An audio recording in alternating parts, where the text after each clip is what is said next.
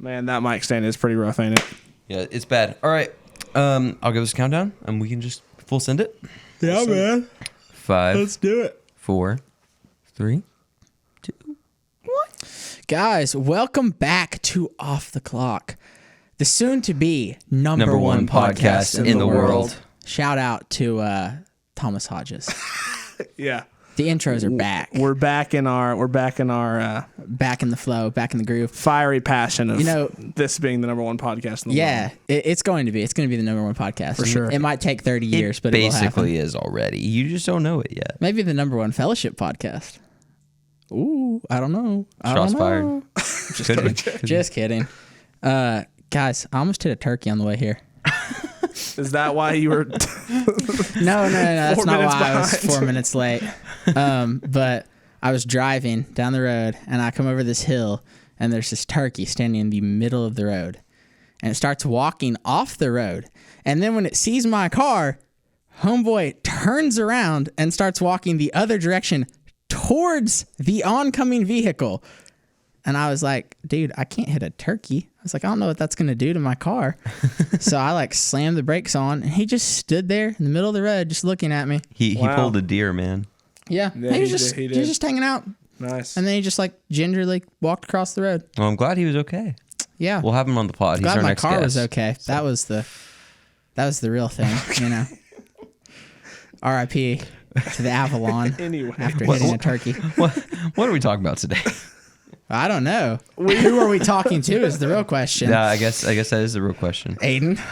We have a special guest in the house with us. This is Blair. Blair is the pastor of ministry integration here. Blair, thank you for being with us. Hey, thanks for the invite. And my life group leader. Heyo. So I want to talk about, we have some things to discuss with you, some fun topics and some serious topics. But before we get into that, all serious. Let's do our introduction to our guests as normal. So who are you? What do you do? And why are you here? Wow. So Blair Benefield, as you said, pastor of ministry integration, which no one knows what that means. Yeah, what does that mean? It just means I do a little bit of everything. Okay. And so it's... You're the glue, man. Sure, we'll go with that. The glue. Or I just do things that no one else wants to do. So it's fine. I love what I get to do, and I get to work with a lot of amazing people. And so that is what I do. And why I'm here is I finally got the invite. I have been waiting since I thought, I'll give them episode 1 to feel it all out. And now we're on episode 432. And I was like, how do I not take this personally? I'm pretty sure had you almost hit the turkey a week ago, the turkey would be in this seat right now before me. So that's just a little bit of my baggage that I'm bringing into the room today. For the listeners at home, Blair is the one who kind of gave the green light to hire us originally, and he was Spencer's boss, I guess, technically at the time. Technically, Spencer is not the reason for this podcast. Blair is technically. It's really Blair's podcast. It's true. When I went to Spencer and I'm like, hey, could you use some interns? He was like, for sure. And I was like, okay, I think I have the budget for 2 and I think possibly 3 because I have 3 people in mind and I think this is okay. Wait, who was the last pick? Wait, this is when the podcast crumbles. So I will tell you why this person was my 3rd pick. Oh no. So it was Ian. Because you were a year younger. Oh, that's actually the only so thing. Fair, though. That was the only reason why. Okay, good answer. So, I will say this is a tender moment because now I'm sitting in the room.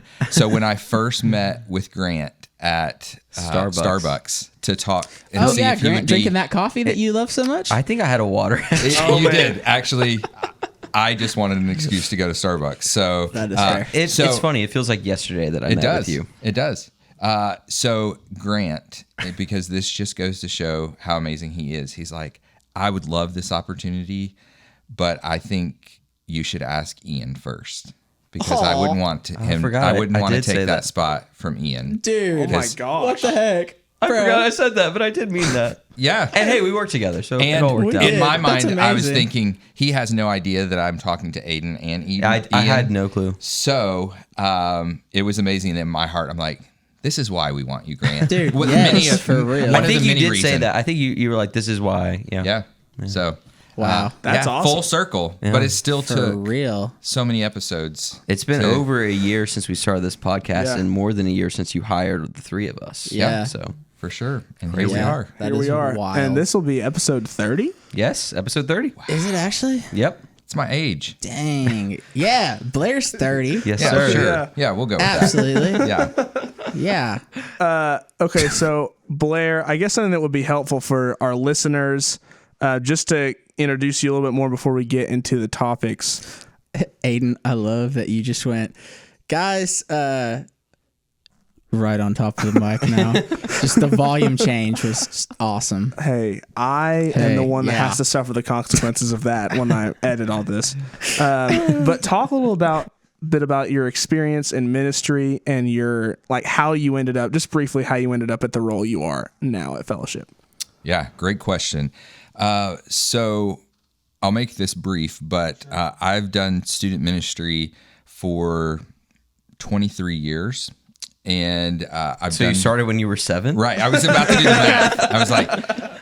I was just well beyond my years. So thank you for mathing Really for me. leading up. That's great. Sorry, continue. Great. So I have done student ministry first at my home church in Murfreesboro, then in Springfield, Missouri, where I was going to college, and moved to West Virginia and did student ministry there in Iowa before we came here. So I've been at Fellowship for 11 years and just less than a year ago stepped out of student ministry into my new role and was really, honestly, okay, so 3 years ago, almost 4, when I was turning 40. So I'm 44. So I'll give you my full age there. Spoiler. I met with Rick and just said, hey, I'm turning 40, and I don't know if this is kind of just a natural thing, but I've been looking back over the past 20 years of ministry in student ministry, but also looking forward to the next 20 years and just wondering what that is going to look like. And so through a lot of great conversations, he has been very encouraging.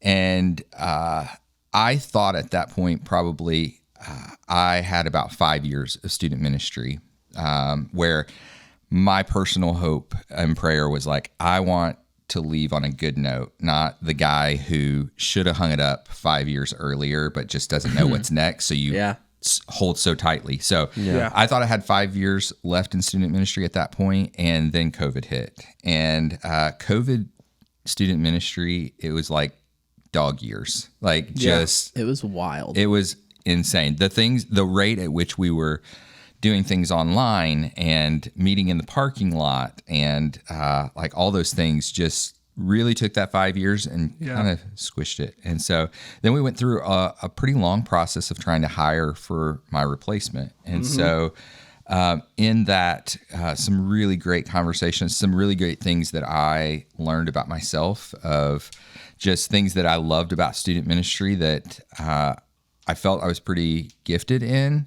And I just didn't know where they fit in the post ministry or student ministry world, because that's all I've ever known. And so that's what kind of led to me being in my position of I really love gathering people. I really love helping build systems that help people. Yeah. And I really love discipleship, and I really love the next generation of leaders. And so all of those things that I loved, I'm like, man, I can do this in another context in the ministry world. So that was a long answer of that's great. how I got to where I am, but I'm so thankful that I had the time that I did in student ministry. And now I just get to experience student ministry from a different perspective of being a life group leader. Yeah. And it's wild to be on this side, but it's amazing. Love it. Nice. That's a lot to take in. Yeah. We're going to wait on Ian. Yeah, no, because I'm trying to look at the questions that y'all sent to me. I just thought you were taking a picture of me. I mean, I can yes. for the Instagram, the Insta. for sure. Oh yeah, with the Starbucks, that is the shot right there. I knew that I needed to have a second one of these today just for this podcast. I'm like, I have to be not just alert and awake, but I just have to have a coffee because that's the few shout outs I've gotten on. While we segue, I guess we should flash back really quick to decaffeinated when I did call you out. Yeah, no, for 100% on the podcast for drinking a coffee of that size. Do you have any comment? Multiple times a day. You know, which is I was correct that you do that because yes, you are doing that now. 100%. So any comment? No. So the comment I would say is if you talk to other people, i.e. Dylan and Steven and Zach, like this is not real coffee. Let's just be honest. Like this is 20% coffee and the rest sugar and cream flavors. And so really, I don't think I have a coffee problem. But it's just a sugar problem. It's just, yeah, it is. It may be why I become a diabetic in the near future. I mean, it's one thing to drink a coffee twice a day. It's another thing to drink a milkshake twice a day. Yeah, exactly. I got you. With coffee in it. Well, but then that means your whole point of caffeine addiction is now proven null and void. Well, no, it's still a thing. It's still a thing. Yeah, it is a thing. I would say go over to student if I ministries. just stopped cold turkey and didn't have one or something like it tomorrow, the headaches would be insane, which is why it's a problem. I would love to see a day where Zach, Dylan, and Steven all have to go without any coffee. The building just crumbles. Here's what we do.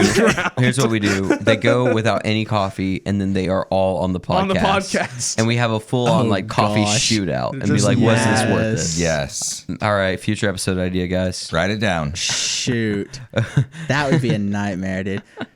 Steven, that man. Who would be the worst? Do you think? Zach. I think Zach. Yeah, especially as he moves into dad mode. Dylan would just be like energetic, but I don't really think Dylan would frustrated. change. I know. I think he'd just be more frustrated, I guess. Yeah. And then Steven would just be sad. That's about right. Shout out to all those guys. We love them. Dude, the amount of coffee Steven consumed yesterday, I was hanging out with him. I'm not going to say specifically because he was a little embarrassed, but it was really funny.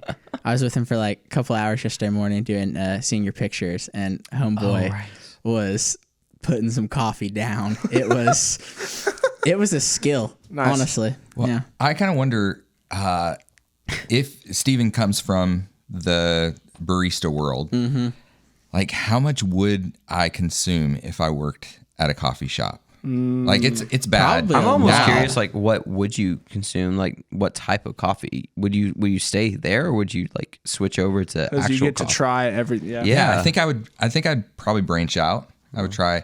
I am the type of person who once I find either a restaurant that I love or a menu item that I love, I don't veer from it because I'm so not fearful, but like, man, what if I just don't like whatever I try?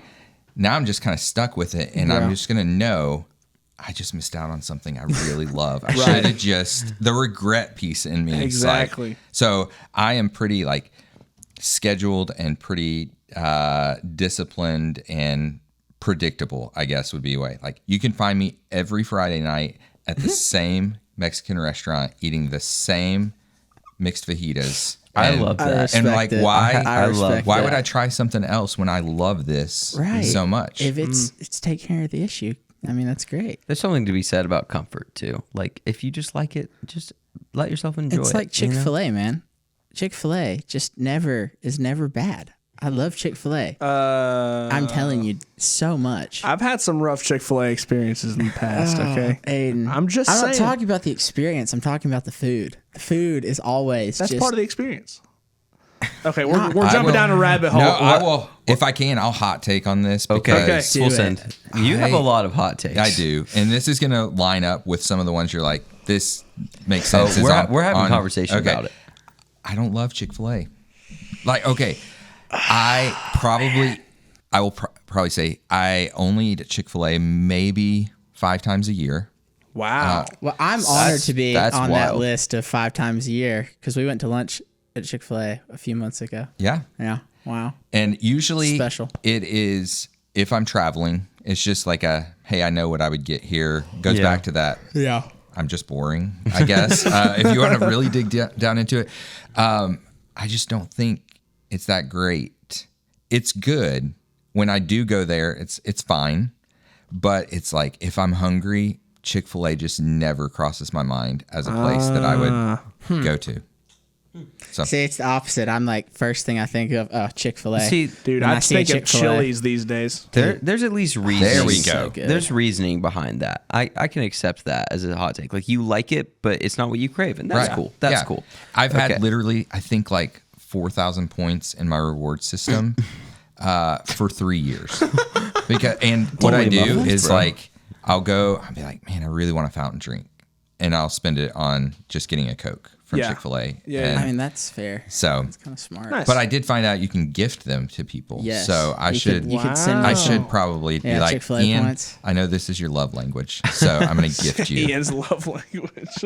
We should go through the love languages at some point. Oh, could, that actually yeah. would be kind of cool. Okay, what questions do we have, like, for Blair? Because I know we had some, and he touched on team building a little bit, so I don't know. Well, how about one of you asks the first one that is on like the list, because I have one that I definitely want to ask. Okay. But I don't know which one if you came up with that first one, so I don't want to like botch the question. You got it, Grant. Okay, okay. I didn't know if you had it. All right. So, You I mean, you talked about it some when you were giving kind of your backstory of like you're pastor of ministry integration. You're really passionate about building teams and like building culture. And we've talked a lot about culture, especially in these past like 2-ish episodes. But like when it comes to team building, like team building is tough, especially like fitting the puzzle pieces of humans together and like getting them to work together for a common goal. So honestly, just like tell us something about that, because you've done it so much, especially like in student ministry where a lot of things are come and go. So like what is, if you have to build a team right now, like what's your process look like, and like how do you even tackle that, and how does that apply to the church too, which is obviously very divided a lot of the time? Yeah. It's a lot, I know. Great question. I will maybe kind of just speak to it because literally I'm just coming from this, last meeting that I was in. We're doing this thing called the Fellowship Institute, where it's a residency program. And right now I'm trying to build that team. So we have 6 open spots for the 23-24 residency year.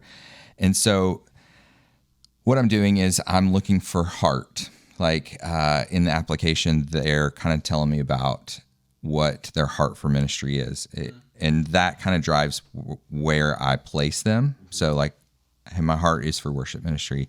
I love being with kids and pointing them to Jesus. Like that's an easy thing, but I don't want to ever just skip past the heart, because that will drive everything else. And so then I start to look at skill. Scripture talks about we are the body of Christ, and each part has its own function. And so I start to look within the people that I'm either building a team or if I've handed a team, and I'm like, what are the giftings? Where are they experts in? And then tap into that. Yeah. I can look at each one of you and be like, man, you're so gifted when it comes to administration, and see the importance of what I do here sets the team up. And you as a teacher, I've seen you do lessons, and it's like you have the patience and you have the experience to go through. And so, and Aidan, the heart that I see that you bring to worship in preteen, my boys are a benefactor of that. And so I start to look at what are the specific gifts that person has, and then I begin to build the puzzle of my team, putting people in the right positions to really tap into their giftings. On the other hand, I don't want to just excuse and say, well, hey, Aidan may not be as good in administrating and logistics, so I'm not going to require that of you. I think there's always areas for us to grow in. And so I don't ever want to just eliminate that. Yep. But those are some of the first things that I do in creating teams and culture. Well, that kind of leads to a follow-up question I have on that. Like, what is more important, being adaptable or having skill? Because I think at some points there are people who are really, really skillful, but they only have a certain threshold of like, this is the area of skill that they have, and this is how much skill they have. Whereas there are other people who may not like have all the knowledge or all the skills yet, but if you give them something and let them like go for it for a little bit, like they could become, very good at it, and I don't know, be adaptable, or maybe there's a better word for that, but you kind of get what I'm saying. Yeah. Like, I don't know, I guess, what do you look for in all of that? Yeah, I think it has to be a both and. I think that, teachability, adaptability are things that in every position that you are in, you have to do those things. It's not just, a lot of times you're not going to be on a team where you just get to specialize in one area. Yeah, so that's true. You have to pick up some other skills. And so I wouldn't put one over the other. I think they're both at play. Yeah. So That's a good answer. Yeah. That's the main question I had, and it's a very good answer. So, What do you do since you're like leading teams, and I know you're still, I guess, kind of over a lot of like the student people, and I know they report to you.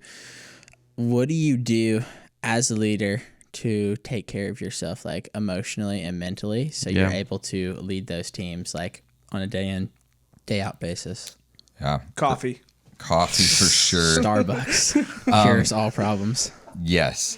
So I historically have not done a great job of just turning it off. Like, there are aspects of student ministry, like I know I'm going to get calls at 11:30 at night because that's just when life is happening. And I've tried to do better at being able to turn it off, or at least give myself a day where I don't check my email, or I'm not really thinking about and being really present with my family. And so, I don't do a great job of doing like self-care stuff. And so I'm not the example for that. I don't even know what really that would look like. Yeah. Because even like when I go to read, I'm reading stuff about leadership. And Disa, my wife, she challenged me last year at the beach. She's like, you do know that you don't have to read for ministry. And I'm like, why would you not? Like, she's like, you should probably read for enjoyment. Yeah. I'm like, I enjoy the things that I'm learning. Yeah. And so I've done just a few books that are not ministry related. So I'm growing in that area. Aren't we all? Aren't we all? Nice. Great question. These are great questions. I don't know. What else Boys. do we have?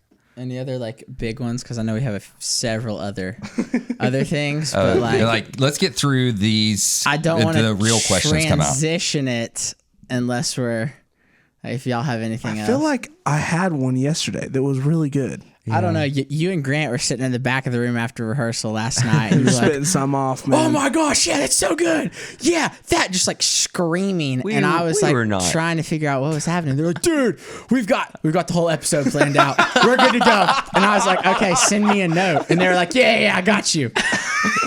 Never happened. Text message Sounds 5 seconds before the episode right. starts. I guess. What are some of your favorite memories from just like being in student ministry? Before we talk about a specific memory that we want to ask you about, gosh. It's okay. But just in general, like what are some of the sweetest moments or stuff that has really stuck with you throughout the years? Because you've seen a lot of student ministry, and a lot of ministry. Man, I love anytime we can get away with students. Yeah. So the beach camps, the mission trips, the fall retreat. Like, there's just something about getting students out of their everyday element that you get to see them disconnected in ways that I don't get to see, from 2 hours on a Wednesday night. And so it would be hard to pick just a few, but I would say if I had to choose, they would probably all be memories of traveling together on mission trips, experiencing worship together at beach camp, out on the beach in the rain. Like those are things. Oh, that was awesome. Yeah. Like It was awesome. I remember that. it was, so those are the ones that stick out the most to me. And then I just love life group. I mean, I do have the best life group in existence. I mean, that is And kind of facts. So, No. yeah, so I would say, Man. yeah, the community and then the experiences, the shared experiences that we have together. Okay, Grant, that segue was so good. But It's okay.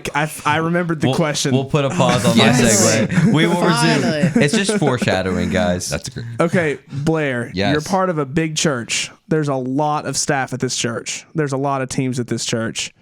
How do you navigate unifying them all and making it feel like teams that are all part of a big team for a whole purpose, a whole mission? Yeah. So you just said it, the whole mission. Like we all have to have our eyes on what we're doing, yes, individually in our own ministries, but the bigger picture. This is for the furtherance of the gospel. This is for the big church, not Fellowship Church. And if we can do that, then our eyes are all looking the same way. We're moving in the same direction. If I get so just have my blinders on, for me, like in student ministry, if I'm only thinking about student ministry, I miss how student ministry is just a part of the bigger church. And so I may be focusing just in on what's important to me. But so part of my job is like bringing people together. Last month, we met with all the department heads, and I said, hey, we all represent different ministries and stages of life. But let's start thinking about what does this mean as a family? So let's say mom and dad, high schooler, oldest sibling, and a preteen. What are we asking of the family? Like we may have a women's retreat, so the mom's over here, but then we have a family mission trip over here. But it also the next weekend is preteen camp. Like this sends parents and families in so many different directions. So what if we thought about like how does this affect the family unit? Wow. So those are some of the just like bigger picture questions that I get to like wrestle with and have amazing department heads that we can just. I love a whiteboard like Zach. We'd just love to write all the thoughts down, and so Yeah, that's really interesting. I've never thought about that way, but that's super cool. I was kind of thinking about this, especially since Good Friday is tomorrow and it's Holy Week and Easter is coming up. But thinking about Easter, Spencer said something to the team yesterday, and he was like, he was talking about like why this is the most produced service that we do. It's more produced than and timed out, and like there's a routine and a regiment to it. That's the wrong use of vocabulary there. No, it makes sense. But he was like, we got to get people in and out because the parking lot's not going to function if RD runs over his teaching and we have too long of a worship set after. So, and that's just kind of like, I didn't think about that, but like it's true. Like, and in that way of thinking, it's the communications department and the parking lot team and the hospitality team, like they have to work with the teaching team and the worship staff and the student ministry staff because they're involved in that too. So yeah, it's super cool to think about all those things. So yeah. Do we want to bring up? here we go. So, Do you have any idea what we're about to I ask have you? no idea. Oh man. So Should I? wait, no. Are you I playing? think I'm just gonna play. Oh God. Play a portion of it because I still have this. Gosh. Guys, welcome to the first ever edition of Which Sauce is Boss? I'm your host, Ian Peters. Today we're going to have special guest, Aidan Hodges, and we're going to dive into the depths of the student ministry refrigerator and try two sauces with Chick-fil-A chicken nuggets and see which one is the boss. Okay, if we get like I don't know over 100 views on this video, we're gonna drop that on Instagram. All right, can we first? I don't know if the camera caught that. Can we talk about Ian's hair? Like It's been. it was so progression. big. It was big. It was like It an must have been animal hot that day. attacking your hair. I went through a like I don't know what 3 month period or so where it was like I was going for the mane kind of The look. main. It was just free flowing, just like Muffs. lion, you know. I was- feel like Yeah. your hair has been its own story for your entire life. Like That's factual, honestly. right? Like yeah. I remember when I first got here, and maybe it might have been our first Christmas Eve service, and your family is kind of a mainstay on Christmas Eve. Yeah. Yes. Yeah, And so yeah. seeing like, I don't know, 8-year-old Ian up there with like down past your shoulders.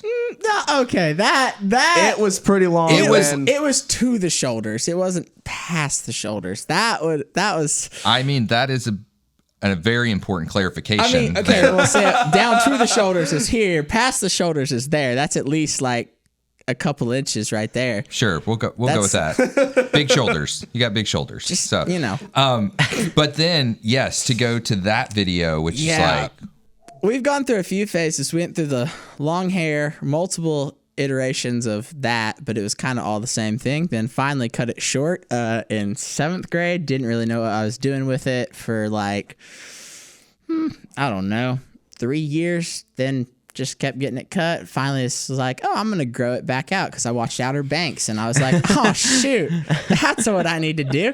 So I started growing it back out and, yeah, I don't know. Now I we're kind here. of let it go.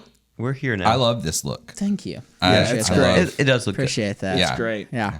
I think maybe now that I've seen that video again, I feel that maybe Zach is trying to channel his inner Ian. Like, It would seem that way. yeah, Yeah. because it started with you. It was It, not. it did. I want Yeah, to just be it clear. did. I was the Trendsetter. originator Yes. of this at Fellowship. Although I don't know if Students, you at want to be least. known for that. Maybe you should pass that off to So someone. it looked good up until that. And then it was like, But didn't you think going into that video, like this video is gonna have so many views on it that I should I mean, probably it's, Okay. no, it was I just think- the HSM account. I think Wasn't that it's many. time to explain the backstory. The backstory. So that video is an infamous video among like our early It was the internship day we days. almost got fired. It was the day we got in trouble, like closest to really getting in trouble. I think. Yeah. So part of our internship at the time was running the high school ministry Instagram, and we were told to like post on it. And us being brilliant, just thought we'd create some more content without permission. Well, to be fair, Heather was like kind of out of pocket with the That's Instagram true. because she was getting ready to have a kid. She was having a baby. And they gave us the password, and They- we were. and- It was a Tuesday night. Which it I- was a our Tuesday. fault.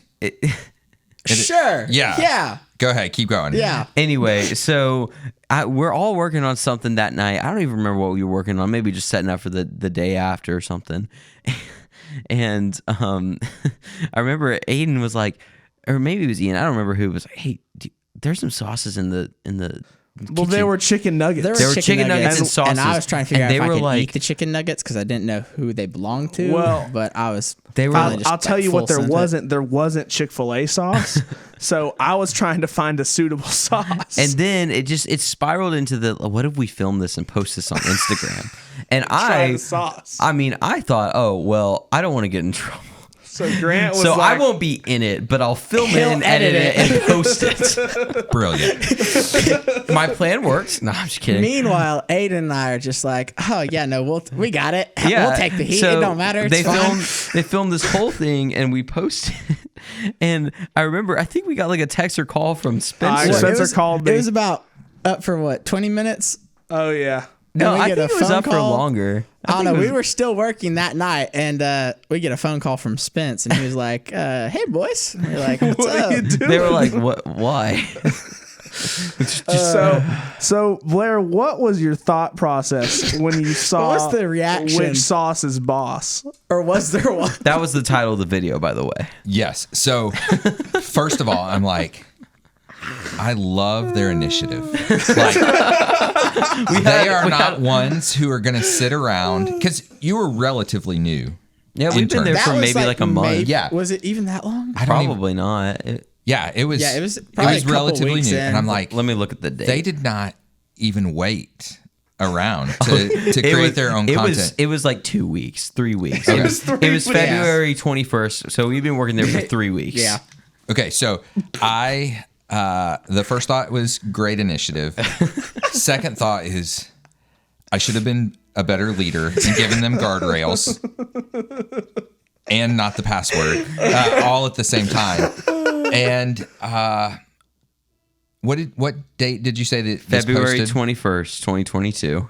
Okay, so great there was day so that- much what a going great day on that was. in that season.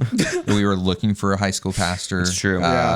It was just a busy time. Spencer was having a kid. Yes, which then Well, it affected was, Spencer like, and Heather. happening, like a week later. Yeah, it was nuts. Yeah. At that point, Zach and I had just had our initial conversation of what if he was the next guy for both. Like, Dang. so there was a lot going on really? there. So we were just the cherry on top. yes. So there was never a point where I don't know how the conversation went with Spencer because I didn't see it at the beginning. You never saw it. I know I've seen it now. Oh, like, okay.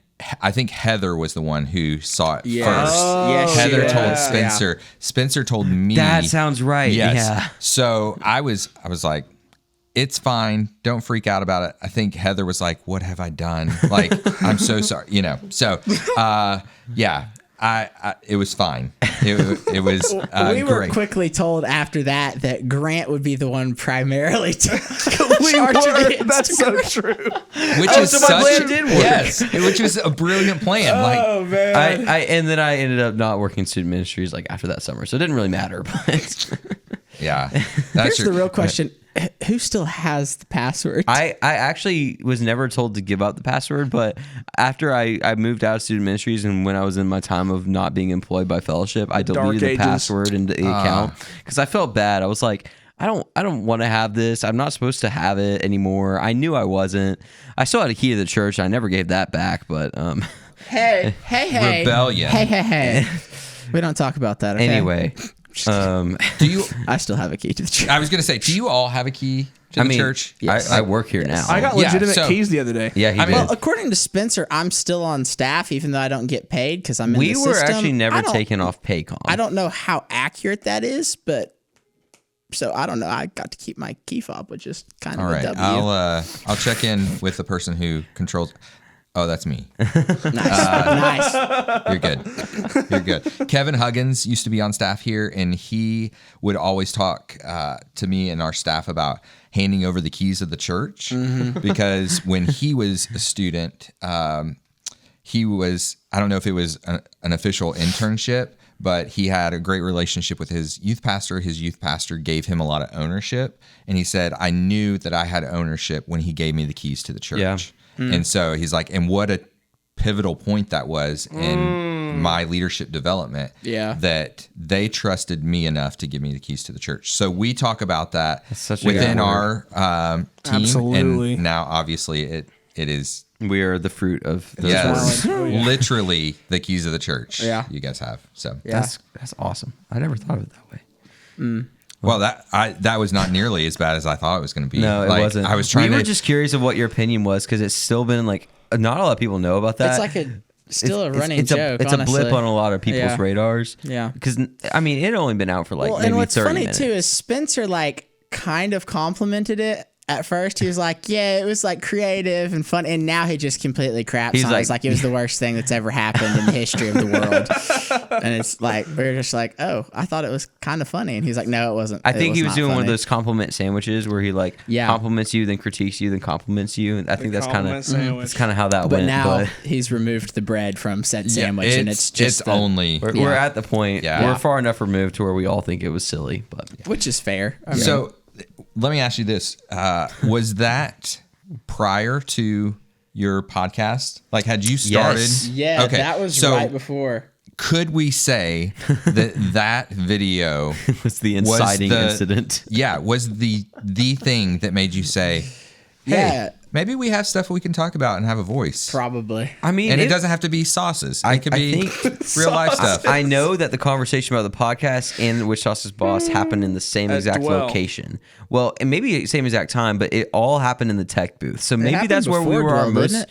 most creative. Yeah, because it Yeah. went live like the week of Dwell. Yeah, that's right. Yep. Anyway, I know that like I vividly remember Aidan and Ian being like, let's go try sauces when I was sitting in the tech booth. And then I very vividly remember being like, what if we started a podcast when I was sitting in the tech booth? So maybe that's where all our ideas come from, and we just need to go back there and start three of recording us. Maybe we need to podcasts. Podcast. Ministry. we need to all try sauces again. Get all the guests that have ever been on the podcast. We need to Try the record a sauces. podcast in the tech booth and see what happens. Oh, You can't tell me that wouldn't be the best podcast I think the yet. universe might implode. Like if it's in the space and man. it's the three of you, Oh man. we can't handle it. Dude, It's true. too bad I'm not in the booth with y'all on Easter. On Easter, yeah. Shoot. That would be terrifying. Blair, I have another gripe with you. Okay. Just He straight up. said gripe. I have a gripe. And we've had this conversation over months and months of Oh, gosh. being in the same room and yada yada yada. You don't like The Princess Bride, Knew it. and I Knew it. love The Princess Bride. What the heck? Even I love The Princess Bride. It's Guys, like Aiden's seen the Princess Bride. it's a movie even Aidan has seen. Wow. I know. Call me crazy. It Huge is news. it is arguably a perfect movie. It's hilarious. It's Very heartfelt. arguably. As in, Is it? What the heck? all right. I guess it is. So Yeah. here's a little bit of an explanation. I grew up in a household that we didn't watch a lot of movies or TV. In high school and college, my schools did not allow going to movies. Wait. What? Whoa, whoa, whoa. Yeah. Back that up. Where? Hang on. Where'd you go to high school and why? So the thought process behind it, I'll get to it really quick, is if a believer or an unbeliever saw you walking into the movie theater, they wouldn't know what you were going to watch, so they may assume the worst, which is horrible But how reasoning. does your school enforce that? Like, there's Well, weekends. most recently, college, our RAs were the kind of ones who wrote us up or didn't write. So some would go and sit in the parking lots and just watch for students. Like, wow. Now this was I have so many 20 questions some for those questions people. or 20 some years ago. That is so wild. Yeah. So I will say, so I didn't watch a lot of movies growing up. I don't know. You probably know offhand. What year did that release? 1987. 1987. So I would have been 8 years old, which once again, if we're doing the math, I'm really old. But so I wouldn't have seen it as a kid. I feel like The Princess Bride is one of those movies that you have to see as a kid, and which then makes you go back to over and over and over again. I kind of get it. I kind of So get it. as a not the worst take. 21 or 22-year-old watching it for the first time, I was like, this is ridiculous. Like, this is not a great movie. And I don't understand the hype around it. Now, for me, I will say that movie for me, Your Princess Bride, is my Goonies. Okay, that's Like, fair. I get that. I watched that. I think it couldn't have been while I was in school, or I don't know when I would have seen it, but that captured me as a kid, that it hurts my heart when my boys right now don't like the Goonies. Oh. And I've introduced, now part of it is they're like, it's a little scary with skeletons and dead pirates and stuff. fair. It's fair. The way that movie captures me, and I can go back to it over and over, I think that is your I kinda experience get that. of The Princess Bride. I kind of get it, but I do feel like there's a level of it's just unobjectively like a perfect movie or a really Why great is it movie. a perfect movie? Because The ending is predictable. I know, but Those are the it's- best movies. It's also a satire. It's also supposed to be like funny and dumb. You know, true. it's that's the point. Don't you Definitely love a good delivers perfect on- ending, Oh, though? it does. Yeah. Like, it's What- just so what'd you a say? good perfect ending is just so satisfying to a movie. There's a level of satisfaction, and it's not. The story isn't necessarily about Wesley and Buttercup. It's about the boy and his granddad actually connecting over a story, and like it's ultimately a story about the power of storytelling and how it can bring people together. and that's why I think it's a perfect movie. Even though the granddad, the grandson are in the movie for all of like 0.5 2 seconds. They narrate it. It's funny, okay? But I think No, that's the I real don't point disagree. of the movie. I'm just saying. I mean, I'm just the point of saying. the movie isn't to watch Wesley save Buttercup and they all ride off into the sunset. The point that is is The point is to watch 100%. the one guy kill the other dude that like killed his the father. point of the movie is at the end of the movie when the granddad says, killed "As my you father. wish." Prepare to die. I love Inigo Montoya. The point of the movie is at the end of the movie when he says, "As you wish," and you have that heartwarming feeling. That's the point of the movie. So yeah. Anyway, Maybe I need to, because maybe you need to watch it. yeah, again. it has been 20 years since I've seen it. Maybe I do need to go back in with that understanding of let me watch it through Grant's eyes and see. Maybe I will soften my stance. Maybe. I doubt it because I doubt I will make it through the whole movie with being like, I just can't. So Well, yeah. hey, listen. What are You've some- tried it, so there's ultimately no hate. You're allowed to have your own opinion. If you knock something before you try it, then that's where we Right. get into some actual beef. Agreed. I just love The Princess Bride, so it hurts my soul that you don't. I will also just throw in a couple other movie like it's in the same vein like Monty Python. Like love it. like it, if you're listening, Ian just threw his mic. And if you're watching on YouTube, I love you so much. So yeah, maybe that's just one more. of the greatest movies. It could be just ever. the I'm like, type of movie that draws me in. You're just not into some like fantasy style satire. I get it. I get it. I have That's no fair. words. Sorry, not sorry. Speechless. Ian is dead. I know this question Wow. has been asked, but what are your top couple movies? Because they may change from the time that they, episode 12 was a long time ago. It was actually episode 4, I think, where we originally talked about movies. We talked a little bit about it with RD too. We did, and with Dylan too. Yeah. My favorite, my top 3 right now, which they always shift. Actually, I'll give you my top 5. My top 5. Oh my! It's okay. Jeez, man. Number 1, La La Land. Number 2, Princess Bride. Number 3, Catch Me If You Can. Number 4, Ferris Bueller's Day Off. Catch Me If You Can is Number so 5, good. Knives Out. Final answer. That's where I'm at right now. So Man, I don't know. Top 5 is so tough. Shawshank Redemption is fabulous. Black Hawk Down, fabulous movie. La La Land, great. I would say Knives Out, and then probably Monty Python for that other one. I love Maybe Dumb and Dumber. Wow. Yeah. Guilty pleasure there. Here we go, gentlemen. Top 1. Outer Banks. I'm just No. Aidan, it's not a movie, as you it's guys a know, I show. don't watch movies very often, but the childhood nostalgia for me of Ratatouille. Yeah. It's I actually movie. can It's pretty respect that amazing. though because it's so iconic. It's so good. Yeah. So Blair, hit us with yours. Braveheart, Okay. Shawshank, Love it. The Patriot. Yes. Gotta that love movie Heath Ledger. is so good. I am just waiting for my boys to be old enough that I can introduce Yeah, it's pretty gruesome. the axe scene Yeah. is pretty terrifying. It's in the same vein as Gladiator. Yes, too. I just watched Gladiator for the first time. Really? Well, okay, that's not entirely true. In college, when I traveled, Deesa and I dated, engaged long distance. She was at Iowa State. I was in Missouri. I had my wisdom teeth taken out one weekend, and people tell you how horrific. And I'm not to say that's not their experience, but I took off 3 days from work, and it was a holiday weekend from school, and I woke up the next morning and I'm like, I feel fine. And now I have 3. That's now I wild. have 3 days off. So That's wild. That's awesome. I went to see Deesa, and because I wasn't at school, I did go see a movie. We went to go see The Gladiator. However, Rebel. I had taken painkillers beforehand, and so I slept through the whole movie. So I recently, funny. on a flight to Vietnam, I watched it for the first time. Really great movie. Yeah. Loved it. So I would add that one Okay. to my.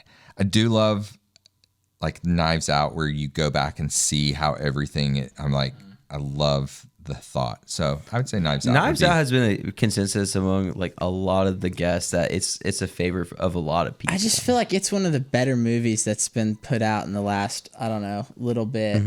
I mean, I remember when people were talking about it when it came out. So. Yeah. Brian Johnson, come on our podcast, please. I have not seen La La Land. Don't worry about it. Me neither. Yeah, we're good. There. So I forgot how good it was because Grant always talked about it on the pod, and I was like, yeah, well, yes, whatever. Because I watched it when I was younger. Listen. And I was in middle school, so I didn't really appreciate it that much. And then it was on Netflix, a couple weeks ago, something like that. Yeah, they put and it I up watched it.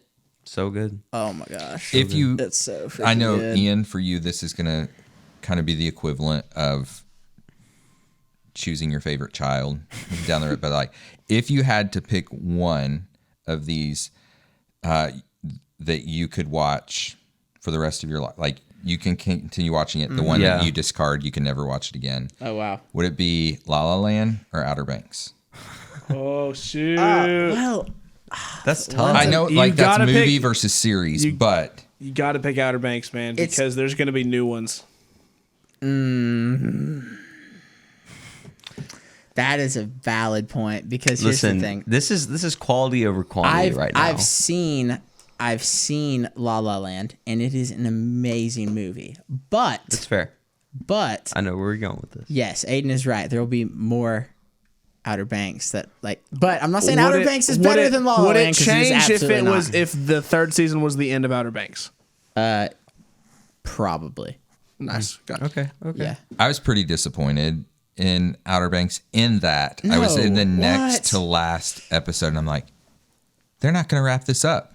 They are not going to wrap this up in time, and they're going to leave me hanging. And so that's what great writers and And then directors they just, do. threw someone off a cliff and blew another person up. We'll do a deep dive on Outer Banks season 3 at some point Dude, because we I should. finished it and we never did a deep dive. Yeah, we need to do it. we need to do talk one. about it. Anyway. Awesome. Man, Any other questions we had? Oh wait, we gotta do our final thing. Yeah. Questions for us. We always do it at the end of every guest episode. We're gonna turn the tables, you're the host. Ask us a question. We all have to answer it. Amazing. any question? I love this. Let's see. Is somebody tuning the piano? Yeah, Is It that does. what's happening? Yes. I'm like, If you've that been checks wondering, out. Same note. why are they playing the same note in the background? They're tuning the piano Okay, for Easter. That makes so much sense. Yes. let's see. It could be goofy or I know. serious or Or both. frustrating. Okay.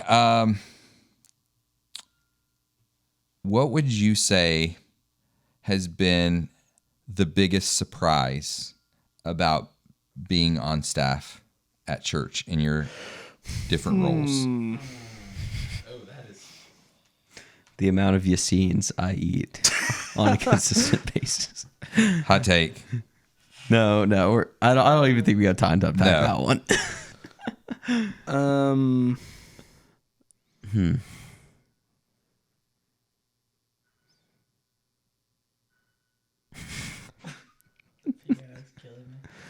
I guess I would say, and I guess there's a lot of levels to this, but working in ministry goes so much deeper than people would say, I think.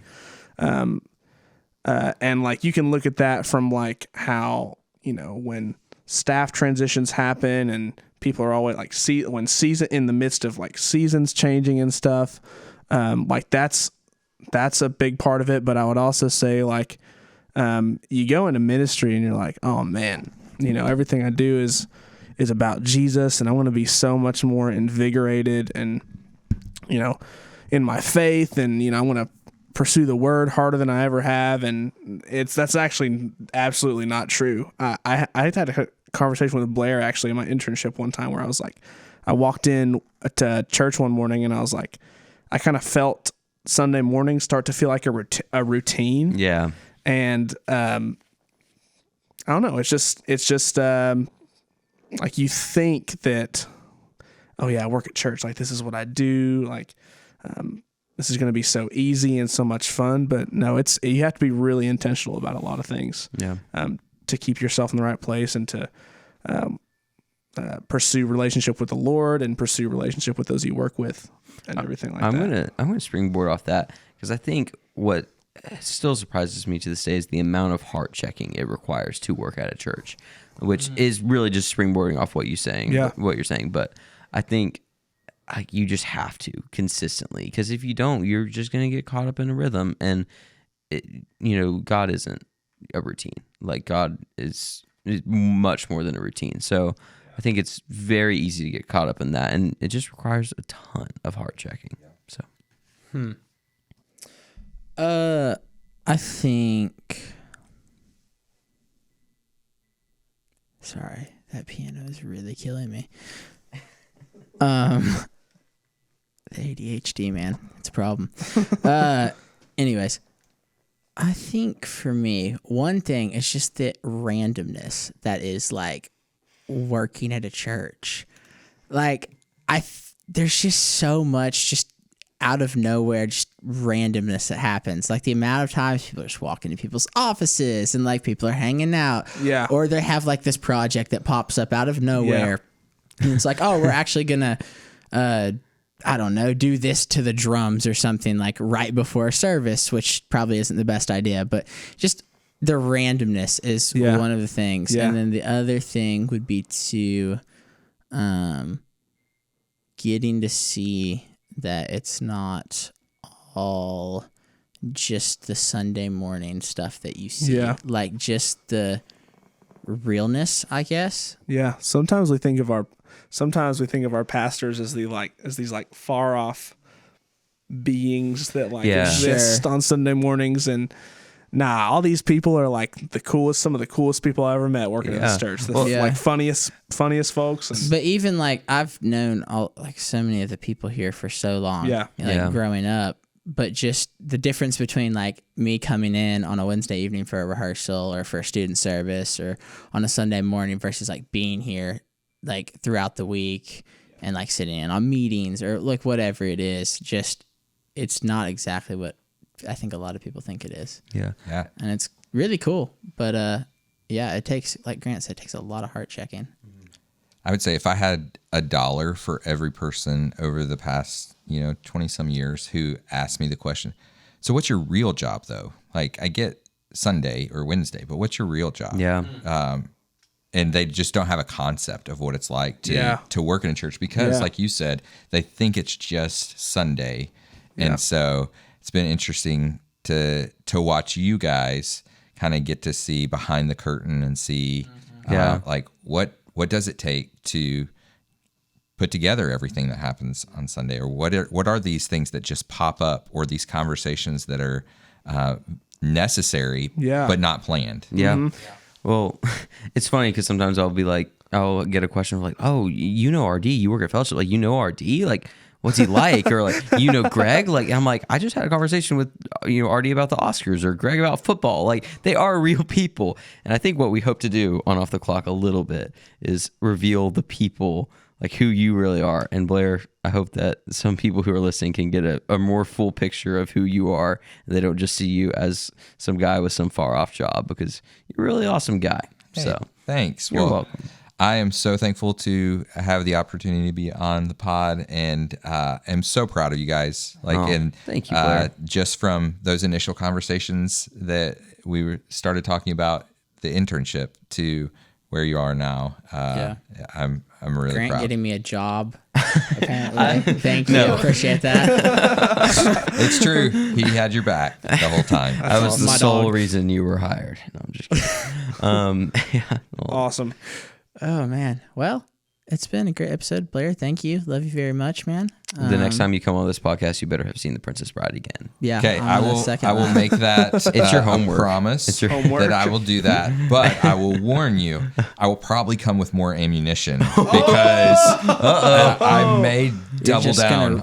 Fuel him. You know what? I'll watch on it again fire, too. Dude. The embers are smoldering right now, but they're getting ready to burst into flame once again. Oh man, awesome! The deep hatred of the Princess Bride. Thank you all for joining us. We'll catch you on the next one. Peace. See ya.